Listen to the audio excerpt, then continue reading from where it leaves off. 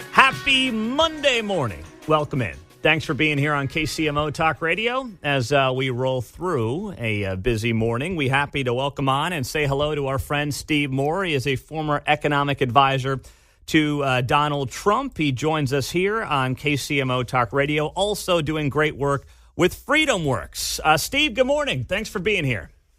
Good morning, Pete. By the way, I'm still advising Trump on the economy. I just met with him a couple weeks ago out in Bedminster before he moved back to Florida. But anyway, he's doing well. He's on a surge right now, and boy, it's looking like it's really hard for anybody to take that nomination from him at this point. Well, I would agree with that. So when you are advising him now, as he once again is the front runner, what are you saying? I mean, it seems pretty obvious what needs to happen here, but what are you saying? What's maybe different from when you were advising him during his time in the White House?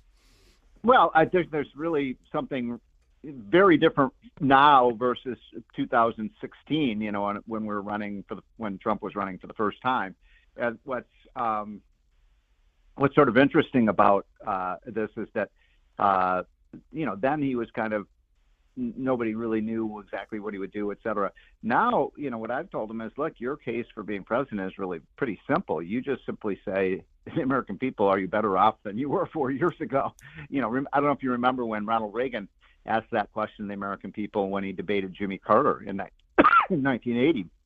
But it was really what kind of turned around the whole election, because people didn't feel like they were better off. They felt they were worse off under Carter. And I think the same is true today.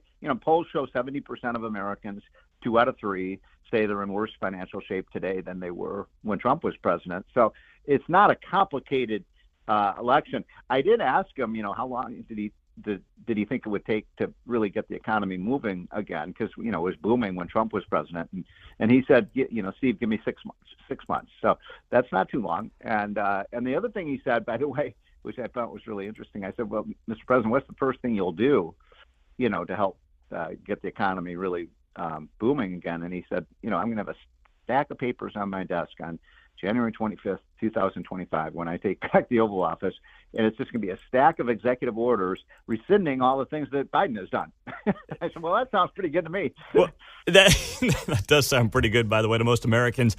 Now, there's poll after poll after poll, as you noted, Steve Moore, that shows the American people are just, they don't feel better off. This is from the Financial Times. I saw this over the weekend. Yeah, just came out. Yeah. Just came out. Yeah, I saw that too. 14%. 14% of U.S. voters, 14% of U.S. voters say Biden has made them better off. If this election is about one thing and one thing only, and that's the economy, this should not be difficult. The question is, do you think that your former boss, Donald Trump, has the ability to make the election about the economy and not about him? Yeah, great question. I can't answer that one. I've always said, look, there's a good and a bad Donald Trump. Everyone knows that, even people who support him. And, I know a lot of your listeners probably have a whole range of opinions about Trump. And so he is, I even tell him this myself, that he is his own worst enemy. Don't you think? Sometimes? What does he say when you say that to him? I'm just curious. What does he say? Well, look, a tiger doesn't change its stripes.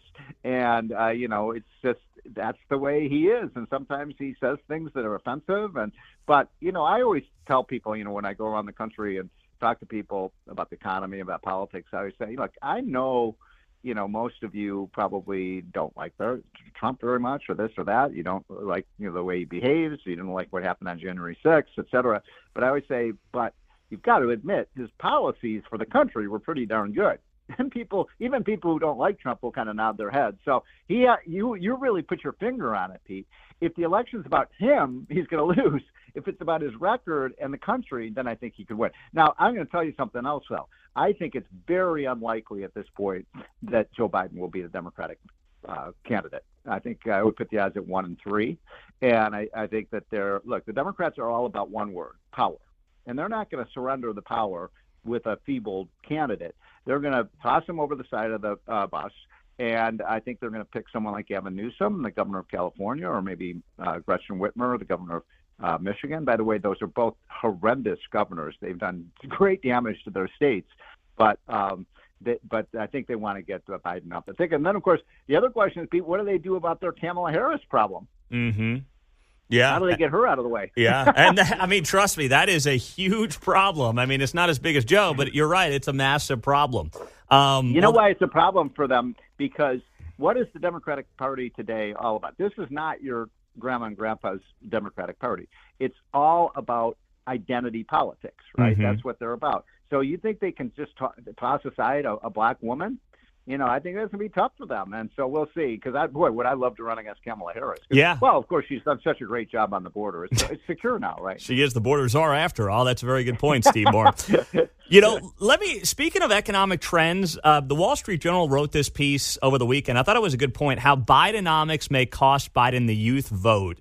And it's talking about how, young people who are much more likely to be liberal, just naturally, are the ones who are feeling the most pain in this economy. They can't live the American dream. They can't buy a home. They're not freaking out as much about climate change and gun control anymore as they are about the fact that they can't get ahead. So is that something that you've talked to Donald Trump about? And if so, is there a pathway for him to close the gap when it comes to the youth vote? That's a great question, because right now, other than suburban women and black voters, the other problem that Trump has is with young voters, the millennials and the Generation Xers. And by the way, Trump is doing great with Hispanics, great with Asians, great with blue collar workers. He's just having a problem with the very rich, which tend to vote for Democrats, and then this group of young voters. And I don't know, because the young voters tend to be more socially liberal. But you know what? One thing about young voters, they get older, right? Yeah. And when they get older, they become more conservative. That's just the look at the baby boomers. These were the people who were protesting in the streets about the Vietnam War in the 60s, and now they're the most conservative voters there are. So we'll see about that. But you're right. That is a key demographic group. And when you look, I'll give you just one statistic. Let's say you're 35 to 40, you want to buy your first house, achieve the American dream of home ownership. Your mortgage payments, because of the higher interest rates, which were 3% on a mortgage when Trump left office and now are 7.5%, your mortgage payments, instead of being about $1,500 a month, will now be about $3,000 a month. That's double. So when you talk about, young people wanting to buy a house, they can't afford it. Mm-hmm. No, they can't. Now, with that being said, though, when you look at the young voter in particular, and you mentioned they're more likely to be liberal on social issues, of all the candidates, Trump is the one. I mean, yes, I get he appointed these Supreme Court justices that overturned Roe, but he's kind of stayed away from the abortion issue. He's not digging into the culture wars like, say, Ron DeSantis. Does that potentially help him then? That's a good question. I'm not an expert on that. Mm-hmm. I think that, my issue is the economy, but, Trump, one thing, I'll just say this about Trump, again, love him or hate him. He does have a very good sixth sense of where the voters are. We learned that in 2016, didn't we? He saw something in the voters that nobody else saw, this unrest, this anger and rage against Washington. And it was well-founded, because Washington is just so selfish, and all they care about is themselves, and it doesn't help middle-class Main Street America. So Trump is a good politician. I mean that in the best sense of the word, that he understands where the American people are. And I don't think he's going to fumble the abortion issue as some of these Republicans have. Because let's face it, and I'm a pro-life guy, but let's face it, that, the American people are speaking over and over again that they don't want, overly restrictive abortion laws. And that's where I think the Republican Party has to be if they want to win. So last thing then, Steve, economically, you mentioned some of the things Trump would do if he got back in. Do you think, though, that when it comes to economic policy, these Republican candidates are all that different, or do you think they all would mostly do the same thing if they won a general? I think they've all, I think it's not complicated. What we have to do. This is not like solving the Rubik's Cube. We have to, right? All we have to do is take a chainsaw out of the budget and really cut all this massive excessive spending. Everyone knows that. Even your Democrat listeners, everyone knows we can't go forward with a $2 trillion deficit every year. We have to restore growth. We have to have good policy when it comes to trade, when it comes to lowering our taxes. We need more highly skilled immigrants in this country. We want to be the number one economy in the world. And of course, we have to secure the border. These are no-brainers.